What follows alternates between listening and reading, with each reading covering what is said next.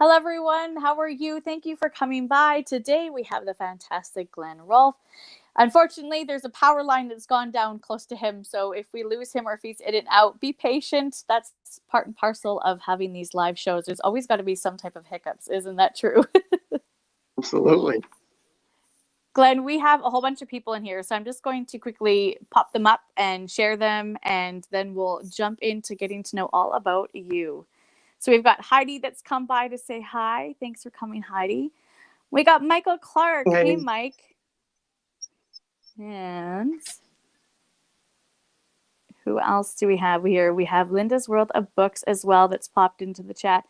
Thank you guys so much for coming on. If you guys have any questions, feel free to pop them up in the comments. If I miss it, just keep putting it in there until I see it, just in case, because sometimes these comments go by so quick that I miss something. Glenn, why don't you go ahead and introduce yourself and talk a little bit about your work and what you have out there in the world? Okay, sure. I'm Glenn Rolfe. I've been writing horror since about 2011. I've got a number of books out. I can't remember. I mean, I can remember them all, but I mean, I've got about 6. I think I'm on my 6th novel.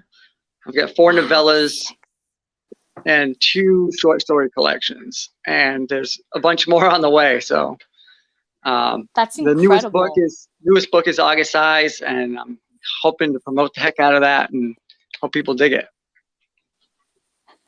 Gotta go get Rolfed. Thanks, Kevin. That's right, get Rolfe. Yeah, that was a friend of mine that did reviewed my first short story collection, and he made that up. He said he bought the new Stephen King book at the time, whatever it was, 2014 or 15. And then my new book showed up on his doorstep, and he said that he wanted to read mine first, like, because he loved my collection so much that he wanted to read my book. So he said Stephen King just got Rolfed. And that's kind of like get Rolfed has been the thing since then. That was Zach. Eyes of Madness. Zachary Walters that came up with that. That is so, I love that. I'm going to have to keep that in mind then. I do have one of your pieces. I have Until Summer Comes Around. I love that book. On my list here. Yes, I'm very excited for it. I have a buddy read planned in December for it with Mindy from Mindy's Book Journey, and I can't wait to read this. I had it on my list forever, and then I saw Cameron Chaney's review of it, and he was talking about like how it's got that Lost Boys feel, and I was like, sold! I am buying it right now. So I went up and I grabbed it right away. But I've been patiently waiting for the buddy read for this one, so I am very excited for that. Cool. So you've been writing for the better half of 10 plus years. That's a really long time. Did you know if you always wanted to be an author? Like, was it always embedded in you? No, I mean, I started off doing music. I played in punk bands for a bunch of years, and I started reading books like Stephen King, Anne Rice, and then I found Brian Keene and Richard Lehman. And at some point, I kind of toyed around with wanting to write short stories or something. So in between writing, because I would write the majority of the songs for my band, so I was kind of writing these tiny short stories anyways. But then in these notebooks, once in a while, I would start scribbling like an idea I had for a story. And I didn't get serious about it until one of my last bands broke up, and then my job closed down. So I was out of work, and I'm like, I need to do something. Then I pulled up one of those old short stories, and I was like, I'm just going to type this. It was all hand scribbled in notebooks. And I thought, well, it's into my computer now. Maybe it'll happen. And oh,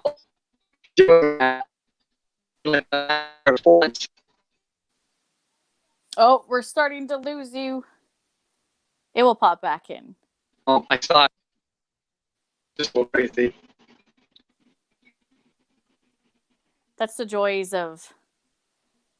I promise, Jay, I'm trying not to. You should have sent me over what questions you guys had for yours. We should have like collabed here. Oh, we got you back. Okay, you're back. Sorry. Hey. Yay! The joys of internet and the power line being down. Sure. Yeah, I've been writing since then. So, and I'm still trying to write songs as well, but I don't. I jam with a drummer. We're trying to figure something out, but that's hard to do too. It's hard to do both at the same time. So it's so cool though, because oh no, we lost him. Well, wait, he'll come back. Oh, he's back already. Yay. It's so cool though, because you've actually got a YouTube channel where you share yourself playing a lot of your guitar and jamming out, and it shows that you've got a lot of talents, over and above writing. Because I love listening to what you put out there. I don't know if you can hear me or not, but I just lost you on audio. Oh no! I can see you, but I can't hear you. Oh no! Okay, let's see if this works. Let's see. Is that better? Can everyone else hear me in the chat? Want to pop up yes or no?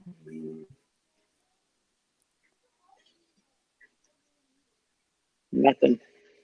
Okay. I might have to close down and restart. Okay, everyone else can hear me. Okay. Should I leave? Should I try to leave it and come back in? Yeah, if not, then I can do that too. Poor guy, he had a power line that went down right before this was supposed to happen, so we're hoping that it works. Okay, perfect. He couldn't hear me, unfortunately, which I've had happen with StreamYard before.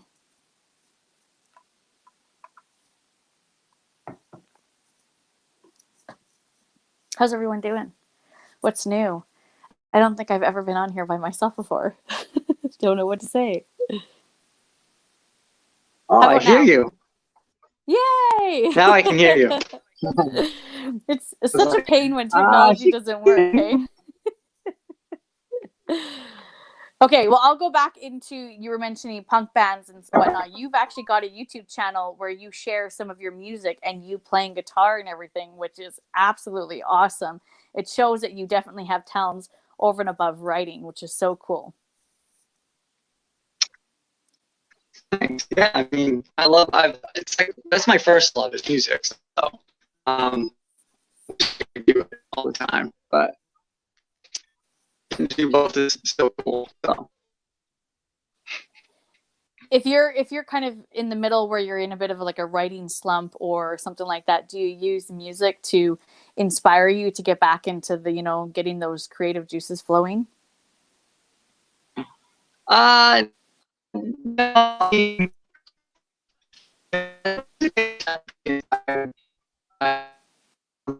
Oh, we've lost you again.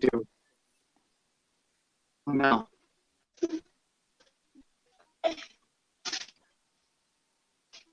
Oh, it might be slowly catching up. No. Oh no. We may not have. It's such a pain in the bum, hey? Oh, and it's automatically gonna pop him back in. Can you still hear me? I can hear you this time. Okay, good. Can you hear me? Yes. All right, good. I mean, I think when I'm writing, sometimes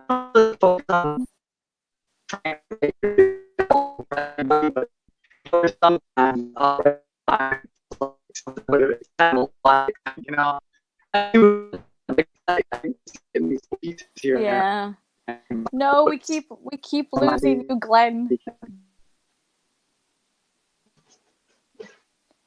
Oh no. It's just not liking you tonight. Am I gone? No, you're in and out. It doesn't like me. It doesn't like you tonight. It's like, that's it. Forget it. Oh no.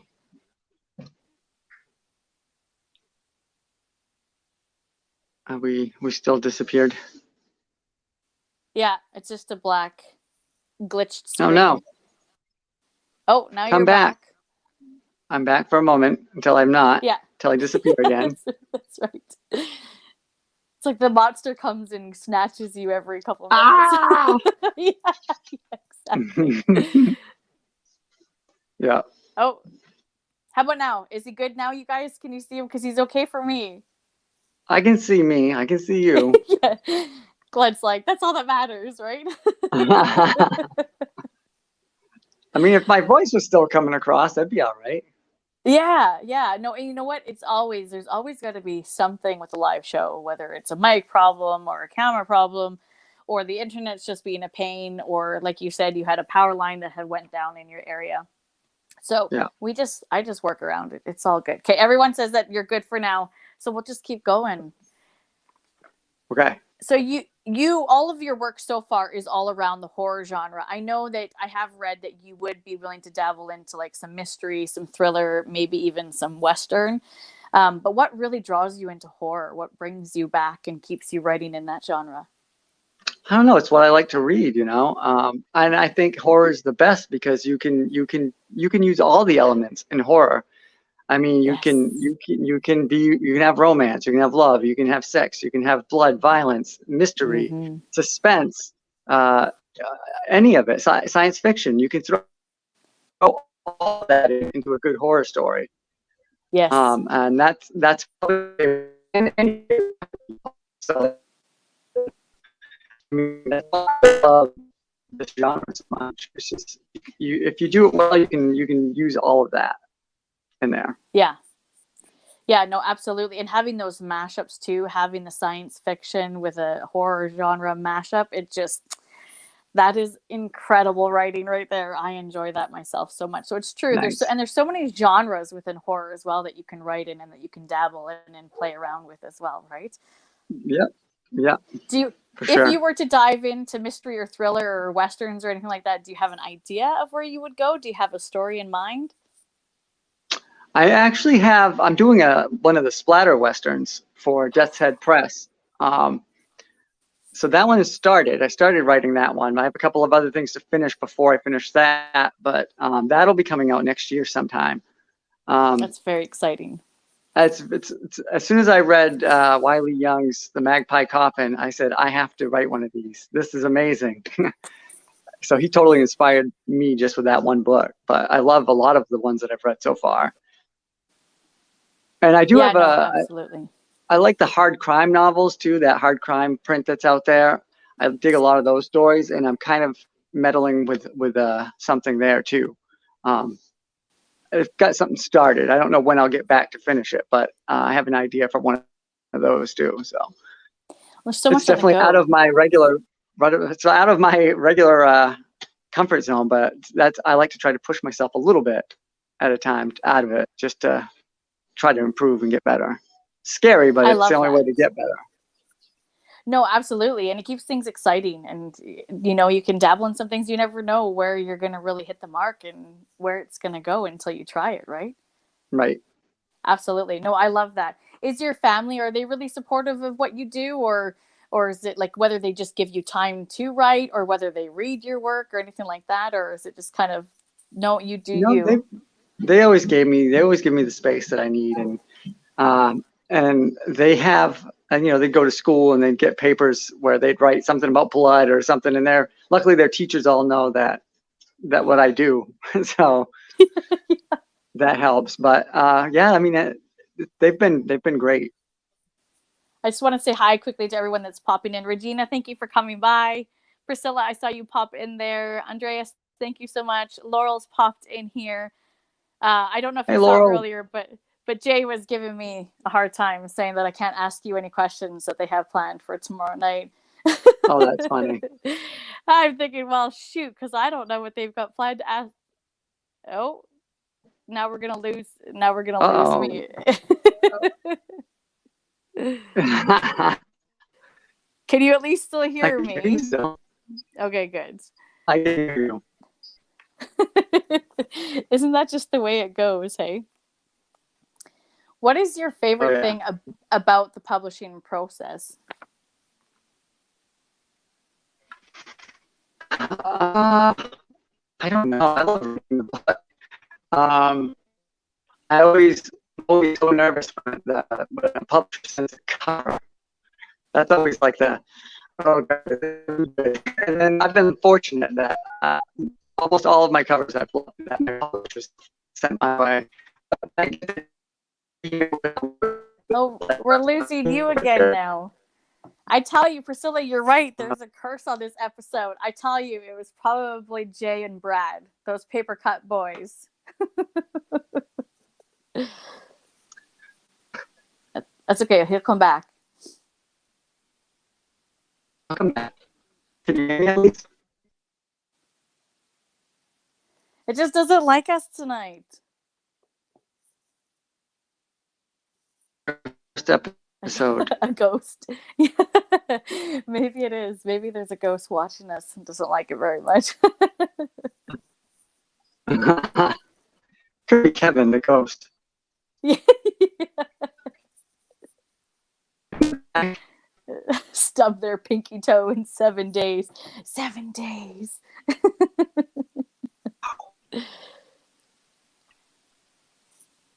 Okay, I think we have you back. Okay. I forgot my car. No, it's I left my van on outside. Oh no. Oh no, is it dead?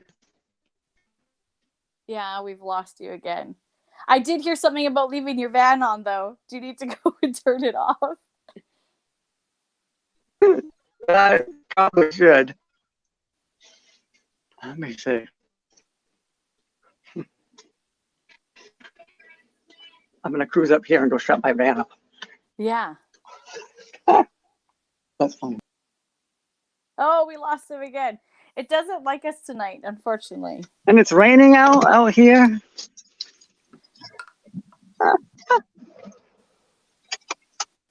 It's too funny. Am I back on here yet? Yeah, you're not cutting out upstairs there. Being outside, it's working awesome. Oh, I'll have to it's probably the basement because that's what I was hanging out in. So maybe I'll have to stay up this way. That would make sense. All right, well. Yeah, I guess we can try to do it up here. Yeah, if it works. If it's not working too, we can always. Yeah. If it's not working too, we can always try to reschedule too. It's a pain in the butt because I know I really want to talk about your piece that just came out in August Eyes that just came out August 17th. No, I'm not. Do you want to? It's a complicated thing. I could do that. Hold on. I'm not even signed into their Wi-Fi yet, so hold on. Maybe that'll help too. Maybe that will help. Let me try. Right.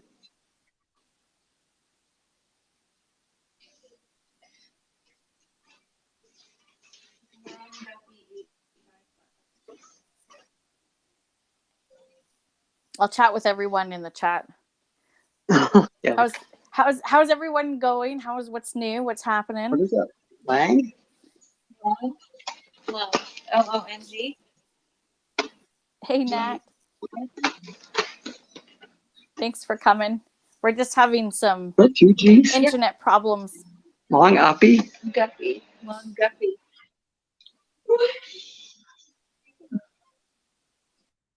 TPY 855. 885 or 855? 855. Ooh, that's exciting. That feels good, I bet. Congratulations. You too. I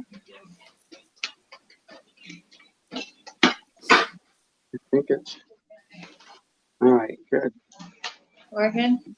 I think. All right. All right. Is this still working? Is it not? It's working. I can see you I'm now. trying to Yeah. go back down here, but we'll see. 'Cause now that I'm logged into their Wi-Fi, maybe it'll stay working. Maybe But it'll you work. let me know if it starts glitching again. I'll go back up. Yeah. Yeah. So, Yeah, if you can hear me, go for it. Whatever you want to talk about. Okay, perfect. It's Yes, kind of we roaming can hear around. you. Can everyone else hear? Try to make things work as best as can. Well, thank you for sitting back and working through all the technical difficulties with me, Glenn. Yeah, no problem. I mean, there's some on my end too. Oh, see, no, we're already losing you again. It's the basement. It's the dark basement. The damn basement.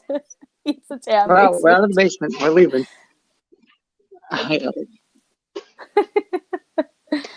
Oh, thank you, Nat. Thank you for that. It's a lazy night, so thank you for the compliments. I didn't even really try.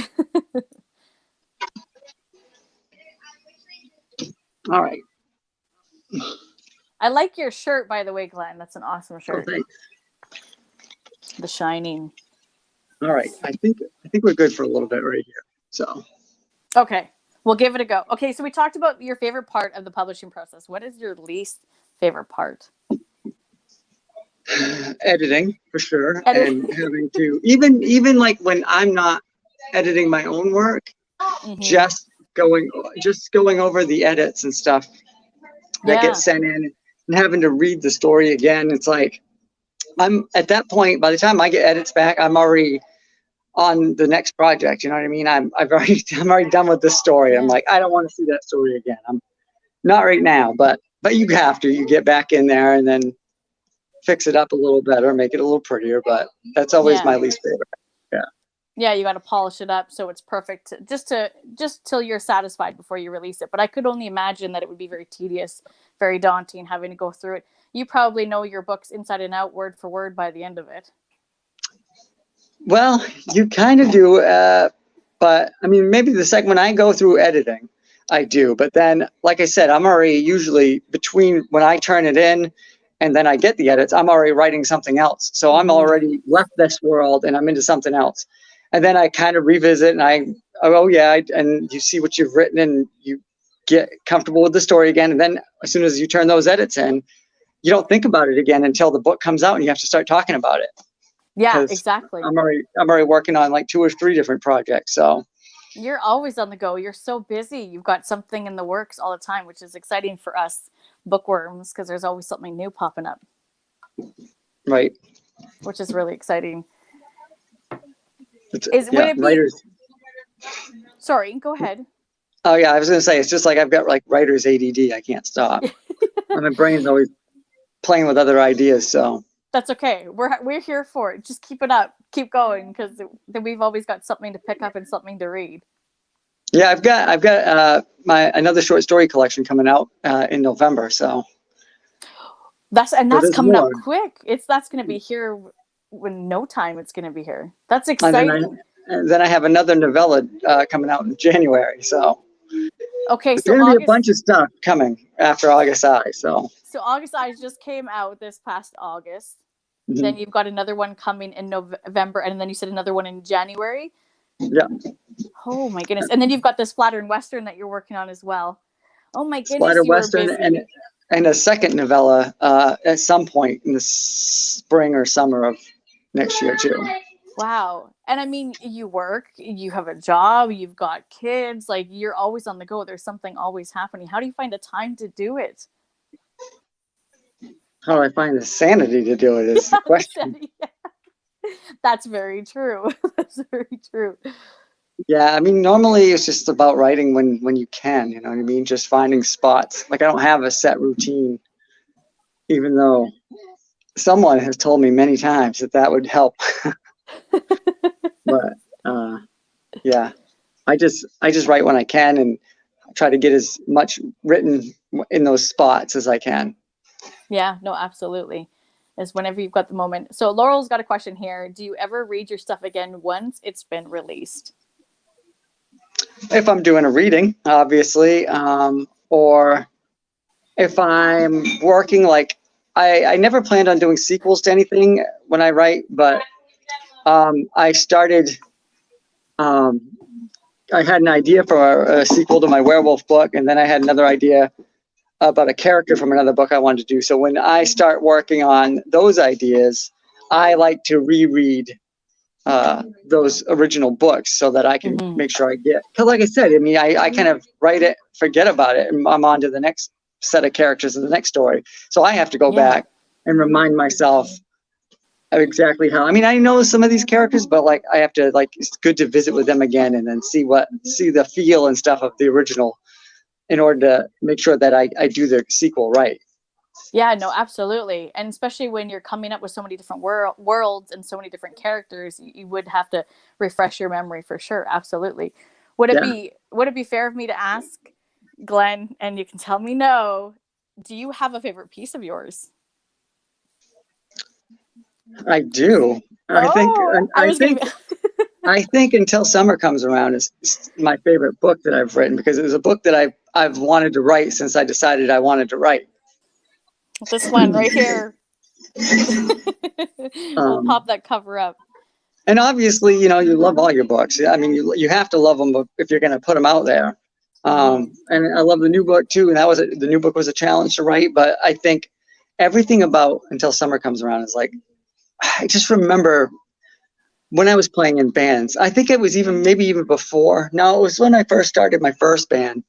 I had written this song called "I Want to Suck Your Blood," and it was like, I had this idea about a girl and a guy.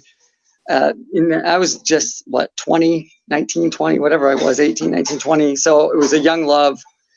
And it's kind of like I was reading Anne Rice and stuff. I had all this stuff going on. I was like, I want to write this like coming of age type vampire story. And that was in the probably like 1999 or 2000. This is a long time ago. So that idea kind of started in my brain somewhere. And I kind of held on to it through all these years. And then when I started writing, I knew I wanted to write that story at some point. And I didn't feel like I was a good enough writer yet to write it as well as I wanted to. So I waited.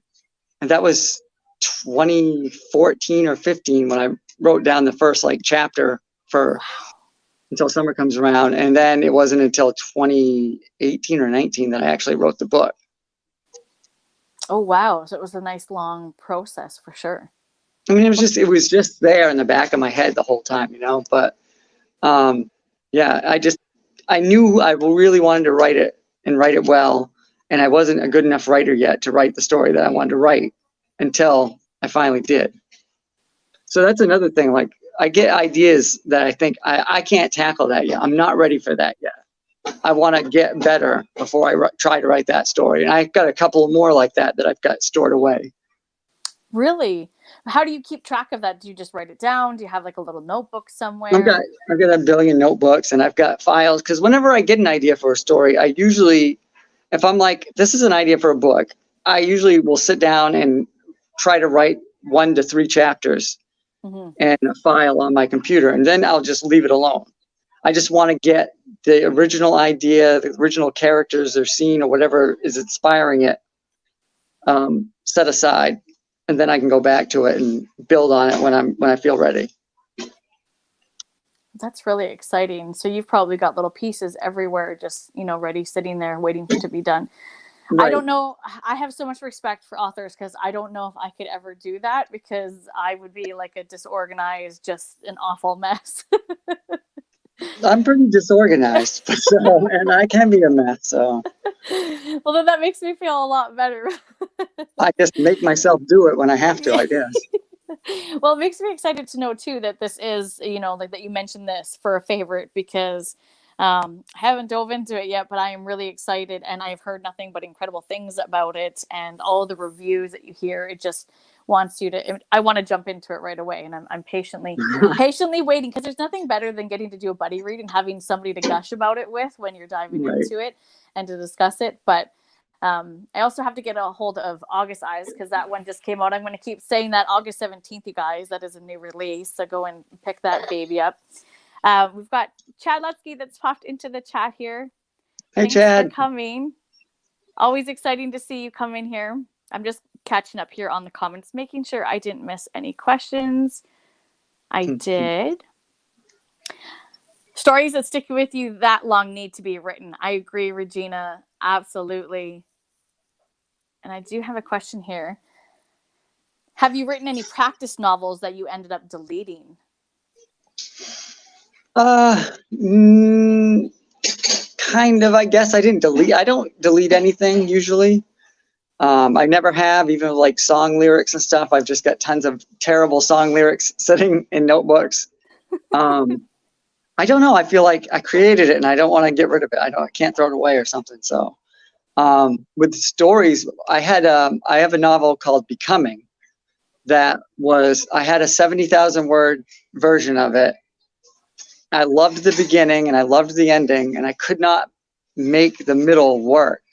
As I was editing it, every time I would think I got it fixed, it messed up something else. And eventually I got so frustrated with that story, with that book, that I set it aside and I decided I'm just going to start over again. I like some of these characters and these scenes, and I'm just going to start over. And I wrote a totally different version of the book that's a lot shorter. I think it ended up being about 45 to 50,000 words. So it's barely a novel. It's like a short novel or a long novella.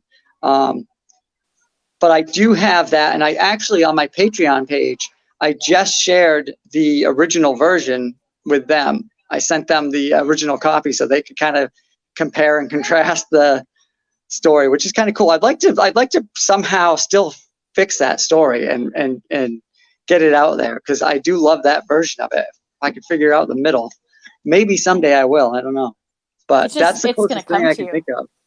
Something's just going to click one day and you're going to know exactly what you want to put in there.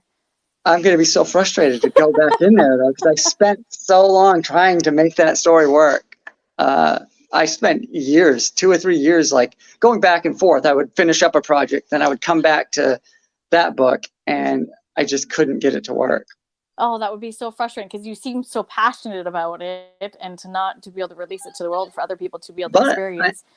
I haven't thrown it away. Like I said, I never delete anything. So, I mean, at some point, like you said, something might just pop in my head. I might pick it up and look at it and go, oh, of course. Yes. And then that's it. It's going to floor and it's going to be out there and everyone's going to be enjoying it. I'm excited for you. It's going to happen. Thanks. It's going to happen. I'm going to cross my fingers for you. Okay, let's talk about people that inspire you. Now, this is going to be another hard question. Can you pick one author and one non-author that inspires you? So an author that, like, has always been an inspiration to you and either inspired you or your writing style, and then somebody outside of the literary world that inspires you. For me, it would be, Stephen King obviously is the big influence. Being from Maine, and I know a lot of places he talks about. Mm-hmm. And it just seems natural. Like, I grew up in a small town, so small town horror in Maine is like just it's right in my wheelhouse too. I mean, I'm not Stephen King or anywhere close to it, but these are the places, like I'm in the woods right now, like in a rural town. So it's just what I feel, and always I use a lot of pop culture references and songs and all this stuff, and I know he's done that plenty of times too. So I mean, King obviously, and another writer that I really love, that I strive to get towards as good as he is, would be Ronald Malfi. And I just like how descriptive he can be without being overly descriptive. Is one of my favorite things about his writing.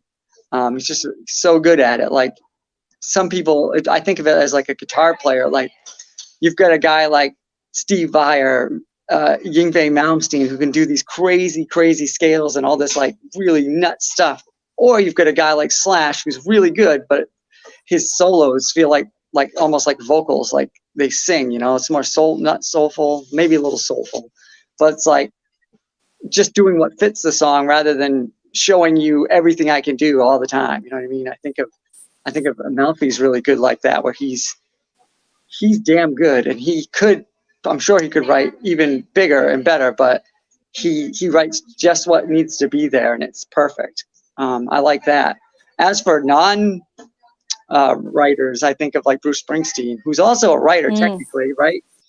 But he's got these incredible stories that you can connect with, these characters that he writes in his stories and his songs that you can really connect with and feel for, and he can move you to feel those emotions. So definitely the boss is my non-fictional writer, or he is a fiction writer. I don't know, because it kind of counts as fiction writing to me when you can write a song like that.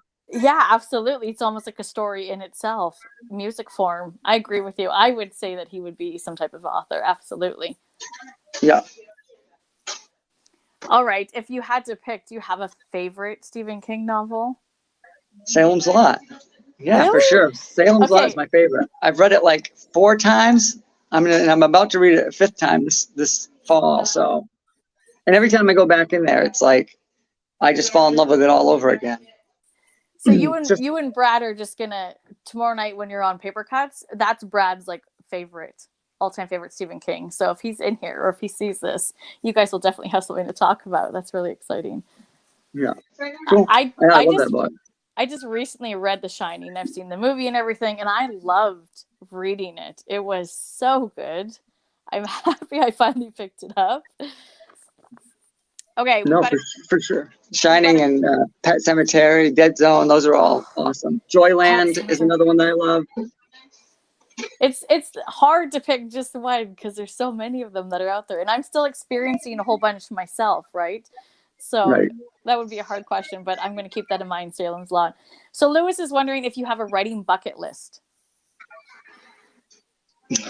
I don't know. I'd like to. I'd love to get a book on a big publisher. You know, I want a major publisher, but I don't know if that doesn't happen. I'm still all right, but I mean, it'd be cool. It'd be cool to get like a nice paycheck, a big paycheck.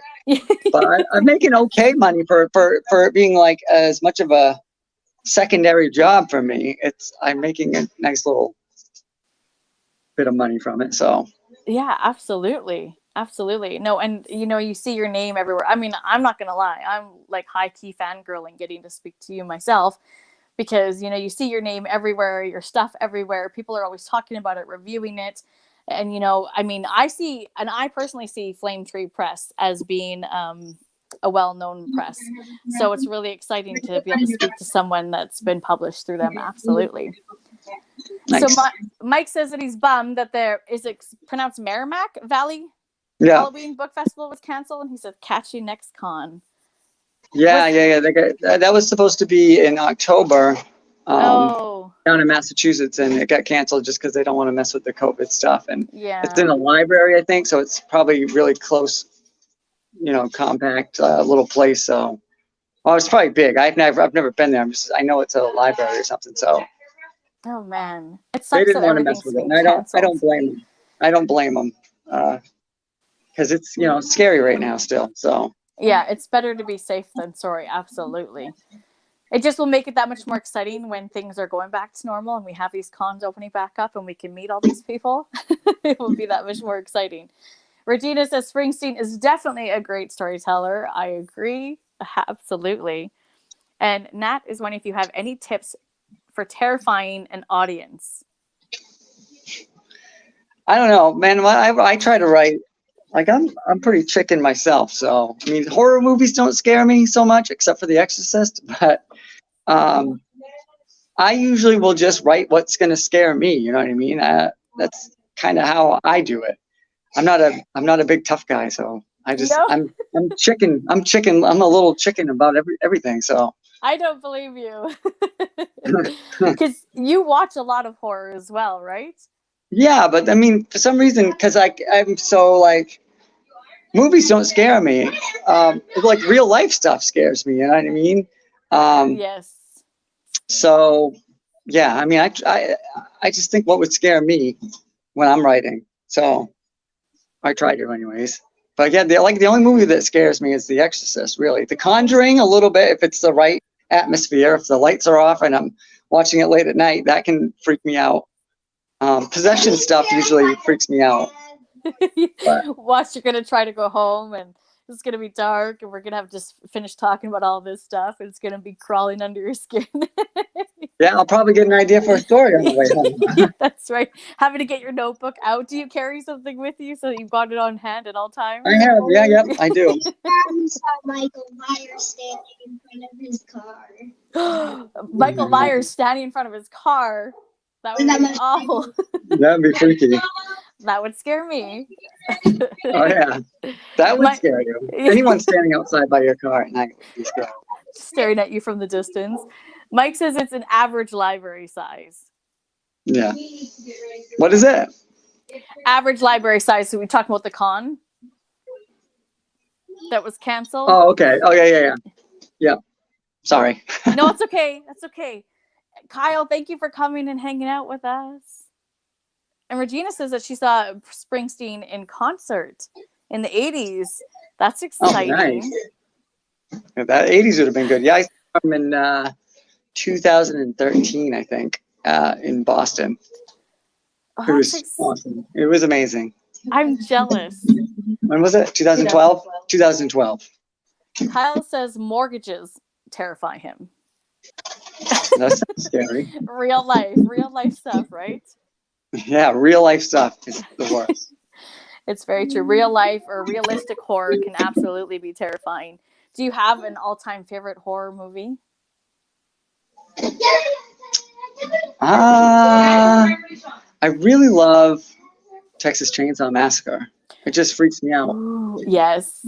I mean, it's not. I know it scared the crap out of me when I was a kid. When I was like 12 and I saw it, it destroyed me. I was like, oh my God, it felt too real, you know? Yeah. And even now, it's just, I love the look of it and the feel of it. It feels different from other horror movies. And I love everything about it. See, I knew that you weren't chicken because if I saw that at 12, I'd be ruined forever. There would be no Nichi. So here's the question for you. If you, alive or dead, who are a handful of people that you would love to have dinner with and to pick their brains? Alive or dead? Alive or dead? I'd love to hang out with Stephen King would be cool. Bruce Springsteen would be cool. Axl Rose would be very interesting. I'd love to like get into his headspace with all he's been through in his life. I think it would be pretty incredible. I need a cord for. Oh no! I know. So, I'm trying to think if there's any. Robin Williams would be fun. He'd be cool. Steve Irwin. He would be a blast. I'm trying to think of people that have died that I just think are incredible people. Yeah, Robin Williams or Steve Irwin too, the crocodile hunter. He just had such a great presence and energy. So positive. It'd be cool to hang out with. Both of them did. I know I grew up on Robin Williams, and as a child, you don't see the bad that was happening behind the scenes. You only see the good and what he shows through his movies. And then I made the mistake after he passed of reading both of his biographies, and it goes so much more into like what was happening in the background and with, you know, like drugs, alcohol, you know, right up to him stealing other people's comedy acts and stuff like that. And I was like, what? Oh, I never knew that. Yeah. I mean, I guess it would make sense that, you know, if you're a comedian, that there's a chance that you are going to, whether it's on purpose or not, you're going to steal somebody else's joke at some point, whether it's subconsciously or not. Dad life. I mean, I always feel like that could happen when I'm writing songs or even writing books. So like you're always, at some point, you might think like, has this been done before? And but you can't really dwell on that because it seems like everything's been done in some manner. So like with songs, there's only so many chords. There's only a couple of chord progressions that a lot of people use over and over again. So I learned pretty quick to stop worrying about that and just no one writes like you do. You know what I mean? No. So you just gotta trust in your own voice and your own story. Yeah, no one writes the crazy letters. No, they don't. No one can write this tiny except for a computer. I bet your kids are really proud of you. Oh, I don't know. No, they call me a dummy and an idiot. No, don't do that. No, they get a kick out of it when the books come out and stuff. We get the box of books. And they have fun with it. And That's if they exciting. see that like Barnes and Noble, my Barnes and Noble up here in Augusta has been getting my books in the last couple of years. So they always love seeing them up there too. Congratulations. That's huge. That's exciting. That is definitely something worth celebrating.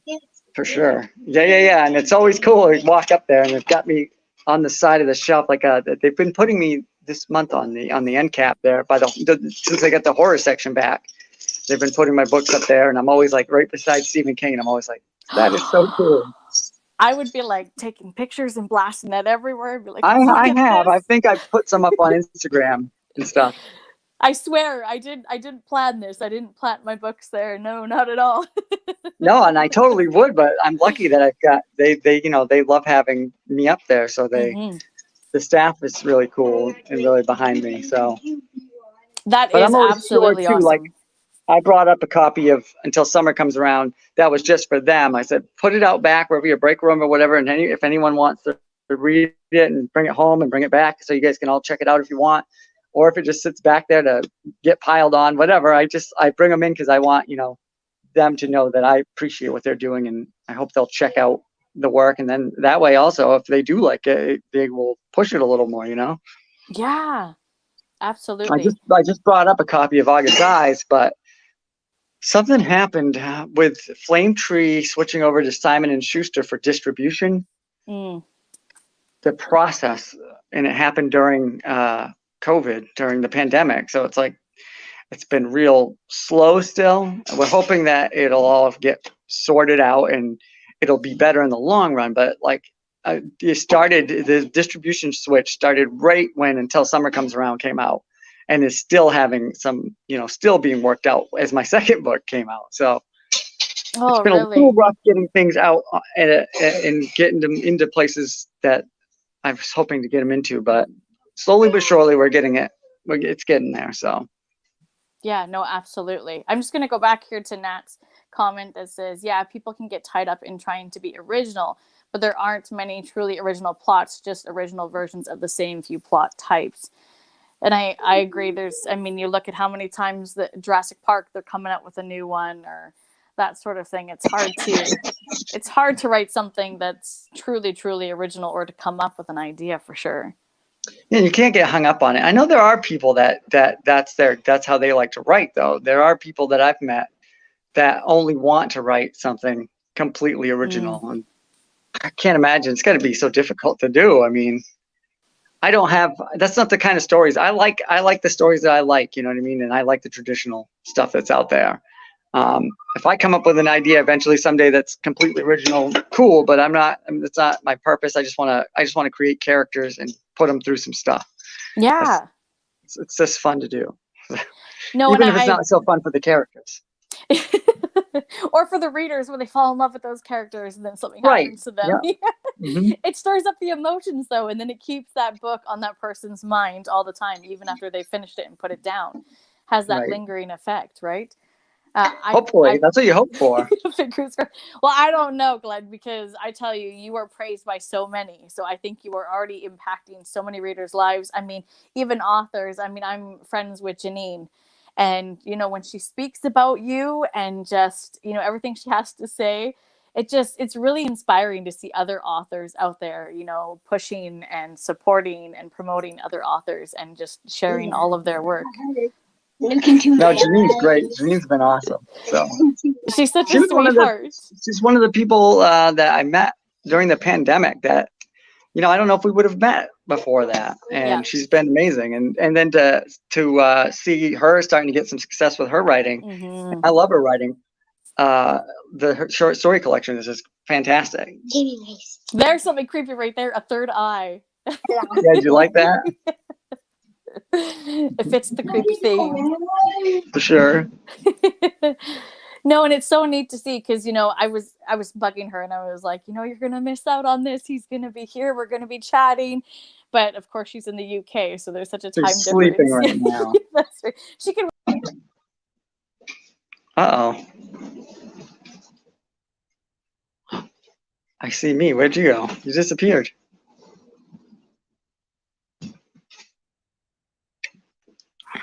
You're coming back. I was never gone. I'm telling you, StreamYard does this to me every single live show for the last you warned few months. You warned me it was going to do that. So. Yes, I tell you, when I didn't know that it was going to happen the first few times, it was mortifying because I thought, oh my goodness. I love that. Yeah, but now, live. Now I could give that heads up for sure. Hey, wrap it up. Yeah. Axel says I have to go soon, so I have to wrap it up soon. Yeah. We got a little bit. Yeah. I promise we won't take too much long. But yeah, even Laurel says, yeah, there's the 55-minute blip. Yeah, see, she even knows about it. How do you choose what to read? What to read? Mm-hmm. Well, I've got, like everyone else, I've got way more books than I can read right now. So I kind of go by crushed. what do I feel like reading? You know what I mean? I'll look at my covers and I'll try to pick something that it's just like something will pull at you. Like, how do you pick a movie to watch? You know what I mean? Is you got to be in the mood for it, or think you're in the mood for it if you think you know what the book is. Mm-hmm. But I do the same thing with like my writing as I do with my reading. Like a lot of times I'll be going back and forth between different books. Unless something really like latches onto me and I have to finish it, which happens quite frequently too. Like I think the last one that did that to me, I was reading a bunch of different stuff, and then I read the last Grady Hendrix book, the vampire book, the Vampires Southern Book Club Guide to Slaying Vampires. That's it. That one, and I had tried to read it before, and I wasn't in the mood, I guess, because I didn't like it. I had the ebook, and I couldn't. I just tried to read it and ended up pushing it aside for something else. Then, like 6 months later, I went to the bookstore and I saw it at Barnes and Noble, and I said, everyone loves this book, and I loved one of his other books that I read. I said, I'm going to pick this up and try it again. And I bought the hardcover and I started reading it, and I couldn't stop. And I loved it. I loved every second of it. Good. Yeah, no, that's exactly. And you know what? There may be that hit and miss with authors in between. Some things you love, some things you don't love. Or even you're just not in the right headspace for something sometimes, I think. Yeah, putting it down, coming back to it. I used to always say that I wasn't a mood reader, and I thought, no, it's not true. I'm not a mood reader. I can read anything at any time, but it's true. There has been things that I have put down and then come back to them later on, and I completely devour them, whereas before it would almost felt like a chore to get through them. Yeah. Yeah, total mood reader, as Priscilla said. Absolutely. I agree. Yes. Mr. Morningstar says, congrats on the new book. I'll have to check it out. I have to as well.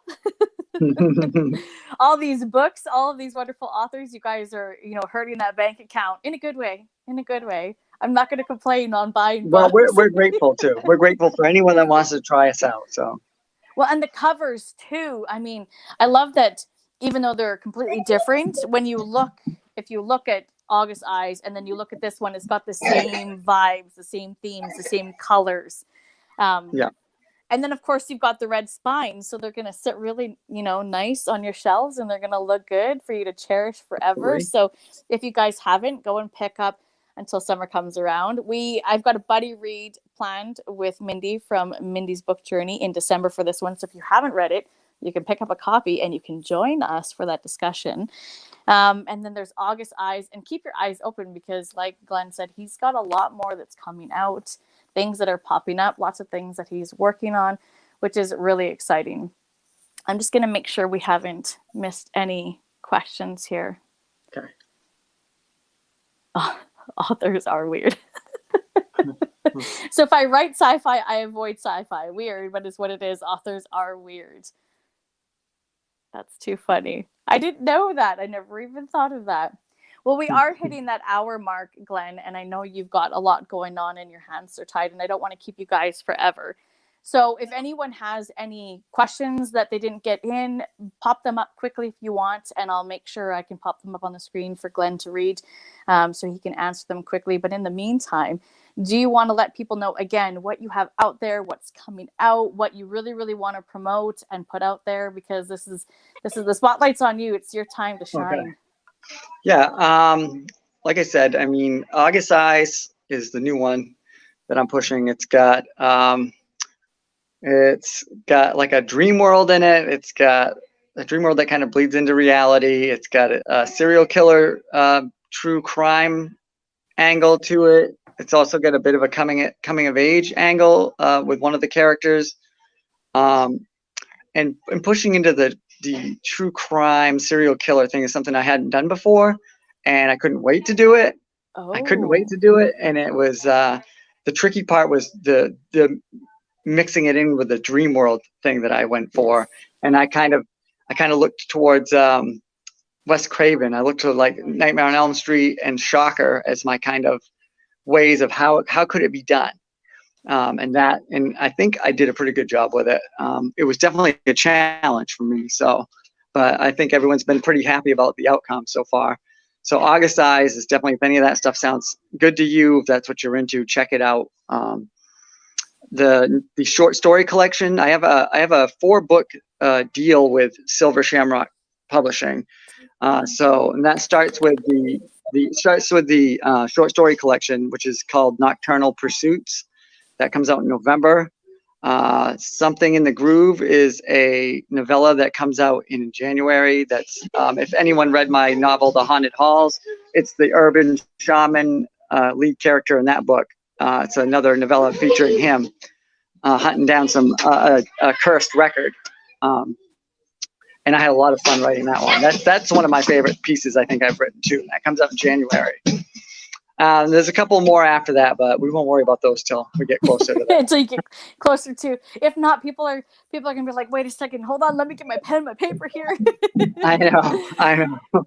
So Laurel says August Eyes is incredible. Grab it, and I mean, I trust Laurel 100%. Nat says she's gonna have to check it out. Anything that you've got. Mike says that he's got his in his TBR. He did say that he was going to get it autographed, but thanks COVID. Nice. That's very exciting. Well, I won't hold you any longer. It was absolute pleasure to get to speak with you, Glenn. I tell you, like I said, high key fangirling over here to be able to sit down and talk to you. And I can't thank you enough for coming on. You're welcome anytime. And thank you, everyone that came into the chat, asked questions, and took part in this, or anybody that's going to come back after the fact and watch it. I will make sure I have all of Glenn's information, all of his socials and everything in the description right after we get off here. I'll go and put all that information in. August Eyes just came out August 17th. Go pick up a copy. And if you pick up a copy, let me know, because then, I might just have to forget, a bill or something and go and buy it myself. No, just kidding. So that we could do a buddy read, because I love getting to do those. Thank you so much, you guys, for coming by. And thank you again, Glenn. It was an absolute pleasure to get to speak with you. And, no, you too. Thanks for having me. And thanks to everyone that showed up. Yeah, absolutely. And definitely go and pick out August Eyes. Or if you haven't read this one, like I said, December, we've got a buddy read plan for until summer comes around. I can send you over to Cameron Chaney's review of this one. Hands down, as soon as you watch that, you're going to want to read it. He did like a whole skit for it and everything. It was so good. Oh, yeah. His review is awesome. I love it. I loved it.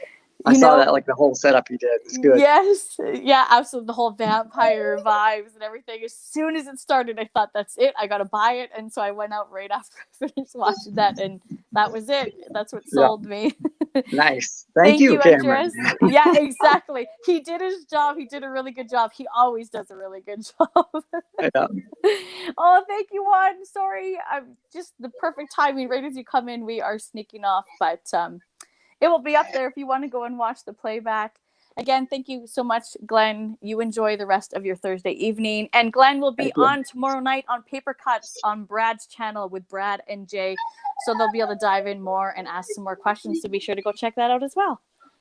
Thanks, guys. See you guys later.